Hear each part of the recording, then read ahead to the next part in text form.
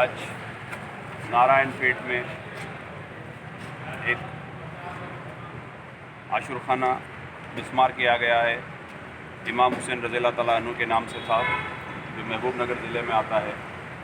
और ये सुनहरा तेलंगाना बने जब से ऐसे कई वाक़ये हो गए हैं जिसको हमारे कायदों ने नज़रअंदाज कर दिया है और इनके मंसूबे को समझ रहे नहीं हैं।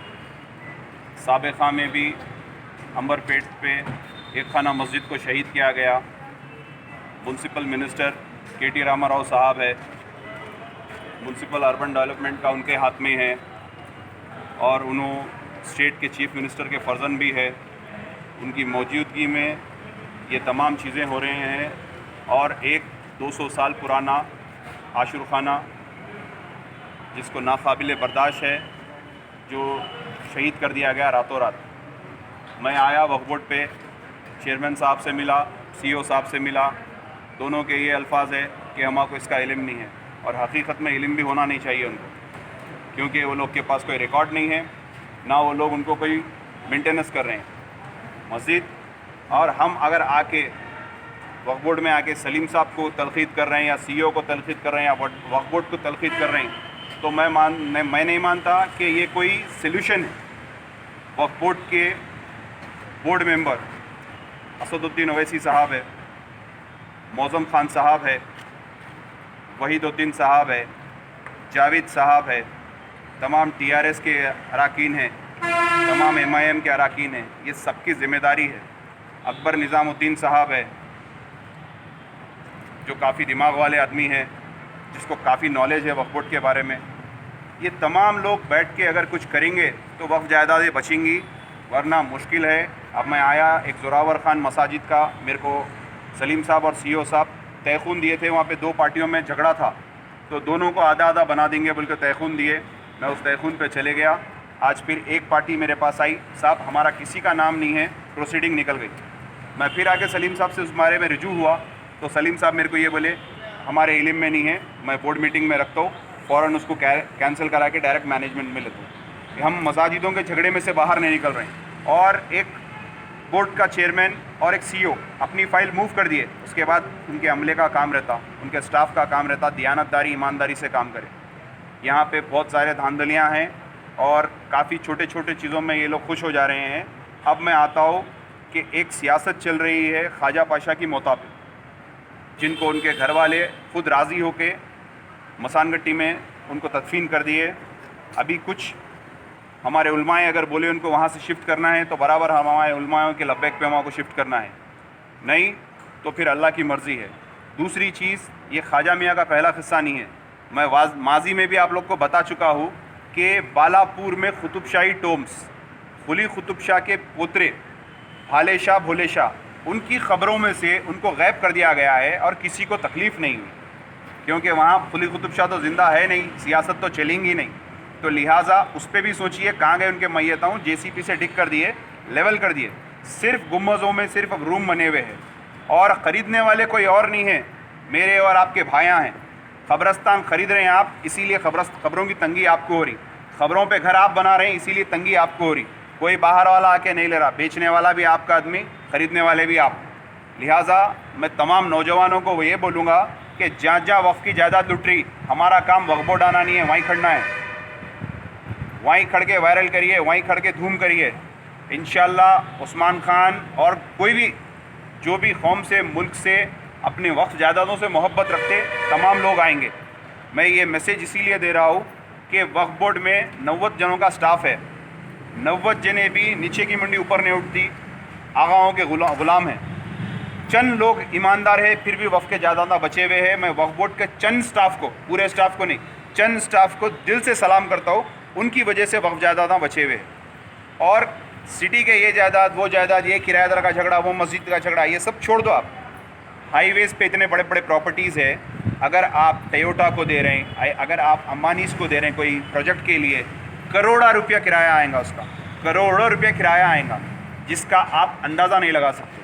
सिर्फ हमारी नज़र में क्या है, शादान के सामने एक प्रॉपर्टी है, फ़लानी जगह पे एक प्रॉपर्टी है, वहाँ पे नहीं, बहुत बड़े बड़े प्रॉपर्टीज़ है। अलमास मस्जिद के पास 425 एकड़ वक्फ की ज़राज़ी है। अगर वहाँ पे कोई MNCs कोई कंपनीज़ को दिए तो कच्ची बोली में है। वक्फ बोर्ड की मैं एक इन्फॉर्मेशन देता हूँ, हाईवेज़ जितने भी बने, नेशनल हाईवेज़, जितनी भी वक्फ की ज़मीन गई ना हाईवेज़ पे से, उसका क्या फ़ंड आया गवर्नमेंट से, कंपोजिशन आया उस लैंड का, या उस कंपोजिशन से हम कोई ज़मीन ख़रीदे? लिहाजा वक्फ बोर्ड के लिए retire IAS, IPS, police officers, advocates, doctors, engineers, जो नौजवान इसके लिए खिदमत कर सकते, ये सब लोगों का एक पैनल बनना चाहिए। हकीकत में जब ये अमली जामा हम इसको पहना सकते, वरना एक सलीम साहब आते, 3 साल के बाद फिर दूसरे साहब आते, फिर उसके बाद एक तीसरे साहब आते, सिर्फ ये तलखीदा कर लेते रहे तो ख़त्म, कोई चीज़ का हम फ़ायदा नहीं उठा सक रहे। कई वक्फ प्रॉपर्टीज़ ऐसे है जिसका वक्फ बोर्ड में रिकॉर्ड है, लेकिन वक्फ बोर्ड का इंस्पेक्टर को नहीं मालूम है, वहाँ जाता नहीं, वहाँ नज़रअंदाज कर देता।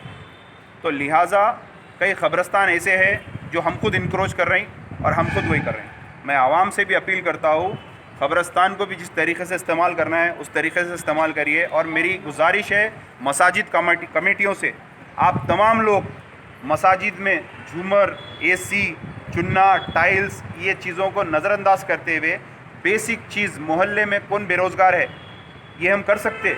मोहल्ले में मसाजिद के चंदे से किसी को कारोबार लगा के दे दीजिए, मसाजिद की इमाम की तनख्वाह, मौज़म की तनख्वाह, लाइट का बिल, नल का बिल, बस ये तमाम चीज़ों से हमको गालीन फ़लाँ अला ये चीज़ों की ज़रूरत नहीं है। मट्टी पे भी अगर सजदा करेंगे तो अल्लाह रब्बुल इज़्ज़त हमारा सजदा कबूल करेंगे। मैं दिल से बोल रहा हूँ आप लोगों को कि हम अगर बेसिकली स्ट्रांग होंगे, अगर हम बेसिकली स्ट्रांग होंगे तो बहुत कुछ करेंगे। आज ये वक्फ बोर्ड की ज़िम्मेदारी क़यादत की है, हुकूमत की है, हमारे उलमाए दीन की है। हमारे उलमाए दीन आज एक जुलूस बना के निकल जाना चाहिए था। 6 साल हो गए हमको वक्फ को जुडिशल पावर नहीं मिला। हम तमाम आपकी ज़बान पे वोट डालें, आप TRS को वोट डालो बोले, आप खुद बयान दिए कि आप TRS को वोट डालो बोले। TRS आपको ये तयखून दी, बिठा के चाय बिस्किट बिरयानी खिला के ये तयखून दी कि वक्फ बोर्ड को 4 महीने के अंदर जुडिशल पावर देंगे, 12% तहफ़्फ़ुज़ात देंगे। मगर ना वक्फ बोर्ड को जुडिशल पावर मिला, ना तहफ़्फ़ुज़ात मिले। उसके बावजूद भी हमारे उलमाए दीन उठ के नहीं आए। ये हम सबकी ज़िम्मेदारी है। अगर वाक़ई वक्फ बोर्ड को सही इस्तेमाल करेंगे तो आप तमाम को एक मैसेज दे रहा हूँ मैं, मेरी बात गौर से सुनिए। आज मैं हूँ, कल रहता नहीं मालूम, लेकिन ये मेरी बात रिकॉर्ड रखिए आप लोग।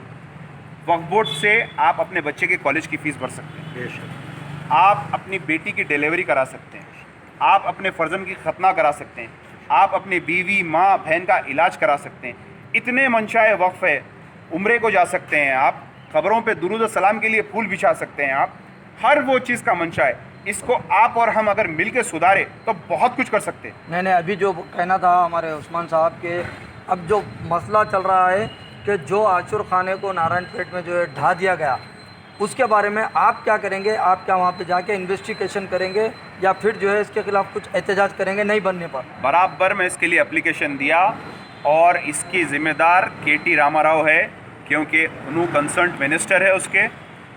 और ये लोग अपने आप को मुसलमान का हमदर्द बताते हैं।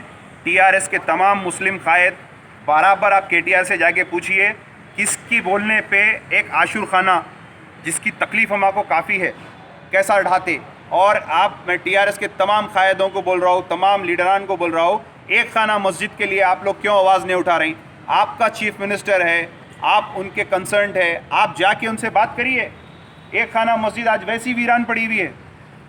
सबसे पहले यहाँ पे हर चीज़ उल्टी हो रही है। सेहत के लिए जिम खोलने का शराब खाने खुल रहे हैं। मसाजिद, अल्लाह और भगवान को राज़ी करने के लिए मंदिर खोलना चाहिए, चर्च खोलना चाहिए, शराब खाना सबसे पहले खुल रहा है। तो कहाँ से हमारे पास सुधार आएगा? शुरुआत ही हमारी शराब से हो रही।